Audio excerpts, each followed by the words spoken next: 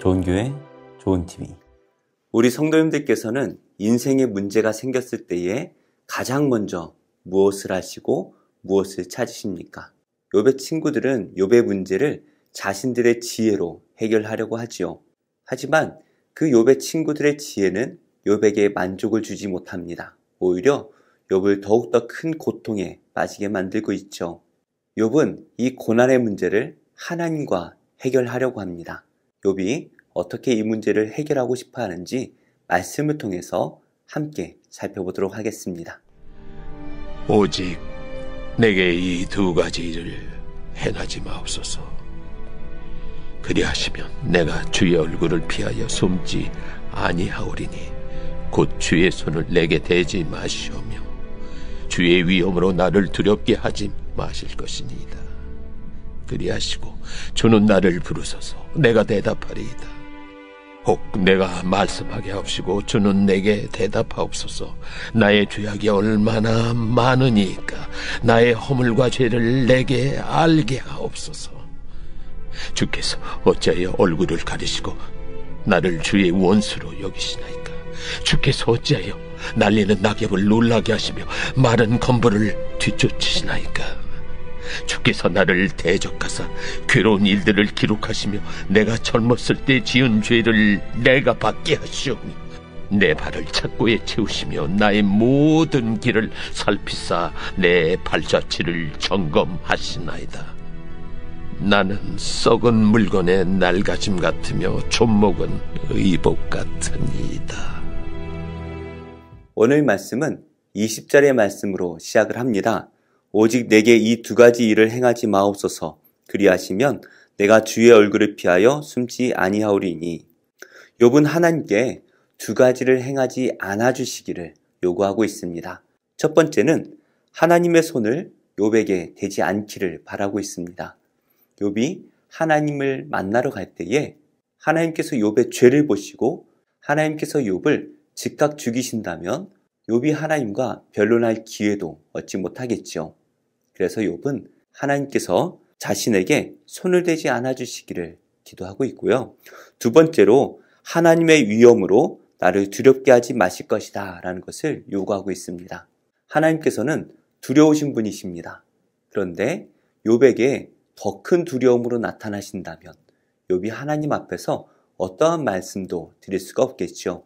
그래서 욥은 하나님께서 두려움으로 나오지 않으시기를 기도하고 있습니다. 아마도 인자하고 용서해 주시기를 바라시는 그러한 하나님의 모습을 기대하고 있겠죠. 만약 하나님께서 이 두 가지를 행하지 않으신다면 욥이 꼭 하고 싶은 것이 있습니다. 22절인데요. 주는 나를 부르소서. 내가 대답하리이다. 하나님께서 욥에게 손을 대지 않으시고 두려운 모습으로 나타나지 않으신다면 욥이 하나님 앞에서 대답을 하겠다라고 말을 하고 있죠. 반대로 욥이 하나님께 질문을 드리면 하나님께서 욥에게 대답해 주시기를 바라고 있습니다. 물론 하나님께서 아직 욥에게 어떠한 질문을 하지 않으셨기 때문에 욥이 대답할 것은 없습니다. 그런데 욥이 하나님께 질문하고 싶은 것이 있습니다. 가장 궁금한 것이 있죠. 바로 23절인데요. 나의 죄악이 얼마나 많으니이까 나의 허물과 죄를 내게 알게 하옵소서. 욥이 지금 가장 궁금한 것은 도대체 내가 얼마나 큰 죄를 지었기 때문에 이렇게 큰 고난과 환난을 경험하고 있는가라는 것이죠. 욥은 아무리 기억해내려고 해도 자신의 죄를 기억할 수가 없습니다. 도대체 이만한 죄를 짓지 않았다라는 것이죠. 그래서 하나님 앞에서 도대체 내가 무슨 죄를 지었기에 이런 고난을 주십니까? 라고 여쭈어 봄으로써 자신의 의로움을 하나님 앞에 나타내고자 하는 것이죠. 그런데 현실은 그렇지 않습니다. 욥이 아무리 하나님께 구하여도 하나님께서 대답하지 않으시는 것이죠. 24절 말씀인데요. 주께서 어찌하여 얼굴을 가리시고 나를 주의 원수로 여기시나이까? 욥이 아무리 기도하여도 하나님께서 응답하지 않으십니다. 오히려 욥을 원수와 같이 쳐다도 보지 않으시고 계속해서 고난을 주고 계시죠. 25절 말씀인데요. 주께서 어찌하여 날리는 낙엽을 놀라게 하시며 마른 건풀을 뒤쫓으시나이까? 욥은 자기 자신을 낙엽과 같다라고 표현하고 있죠. 죽어가고 있다라는 말입니다. 마른 건풀이라는 것은 지푸라기와 같은 것인데요. 생명이 없다라는 것이죠. 죽은 것과 다름없는 자기 자신에게 하나님께서 계속해서 고난을 주시는 그 이유를 모르겠다라는 것입니다. 그리고 26절 말씀에서는 왜 하나님께서 나를 대적하셔서 내가 기억하지도 못하는 어릴 적 지은 죄 때문에 내가 고난을 받게 하십니까? 라고 말을 하고 있습니다. 욥이 성인이 되어서는 정말 하나님 앞에 의롭게 살기 위해서 노력했습니다. 그래서 도무지 자기가 무슨 죄를 지었는지 기억하지 못하는 것이죠. 그래서 욥이 내린 결론은 하나님께서 어릴 때 지었던 나의 죄를 지금 벌하고 계시다라고 결론을 맺고 있습니다. 그래서 욥은 27절을 고백하고 있죠. 내 발을 착고에 채우시며, 수갑이라는 말이고요. 나의 모든 길을 살피사 내 발자취를 점검하시나이다. 하나님께서 욥을 꼭꼭 묶어두시고 욥이 무슨 죄를 지었는지 그 발자취를 하나씩 하나씩 살펴보시면서 욥의 작은 죄까지도 다 들추어내고 계시다라고 말하고 있습니다. 그렇지 않다면 욥이 이렇게 고난을 받는 그 이유를 알 수가 없다라는 것이죠. 이렇게 하나님으로부터 대적을 받고 고난을 받고 있는 욥은 자기 자신이 이런 모습이라고 말을 하고 있죠. 나는 썩은 물건의 낡아짐 같으며 좀먹은 의복 같으니이다. 아까는 자기 자신을 낙엽과 지푸라기와 같다라고 표현을 했는데요. 이번에는 썩은 물건과 좀먹은 의복과 같다라고 말을 하고 있죠.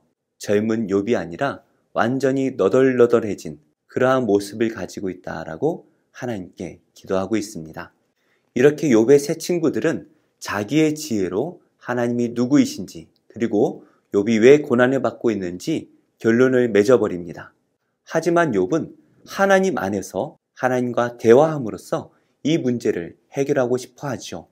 물론 하나님께서 뜻이 있으셔서 지금 욥을 만나주고 있지 않으시지만 욥은 계속해서 하나님 안에서 이 문제를 해결하려고 합니다.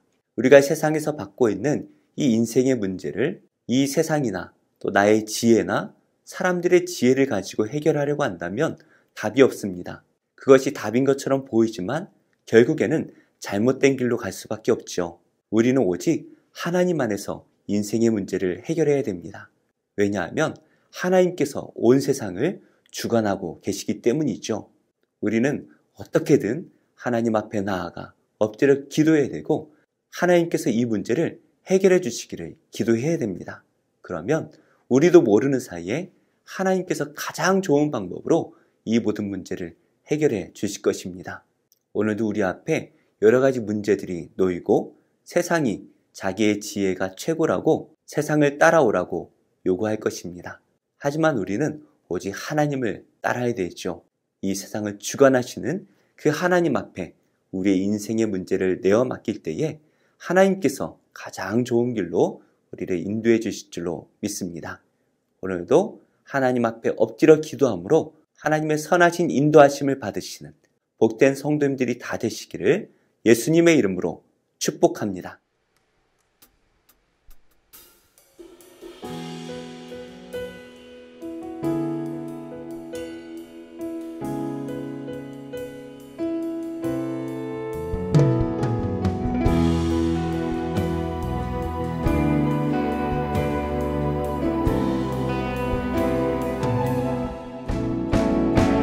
주 안에 있는 나에게 단 그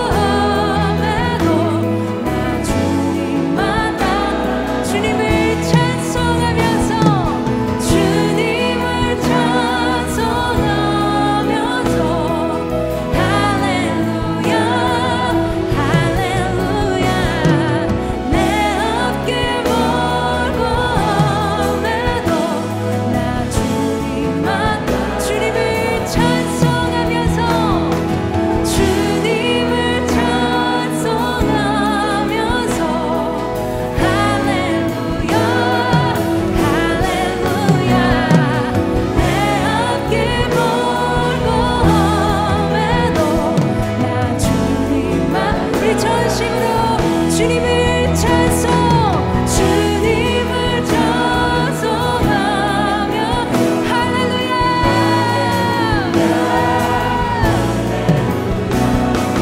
내 앞길 멀고 험해도 나 주님만 내 앞길 멀고 험해도 내 앞길 멀고 험해도 나 주님만 따라 내 앞길 멀고 험해도 내 앞길 멀고 험해도 나 주님만 따라가리 우리 참된 인도자이신 주님만을 따르기를 소원합니다. 아멘. 좋은 교회, 좋은 TV.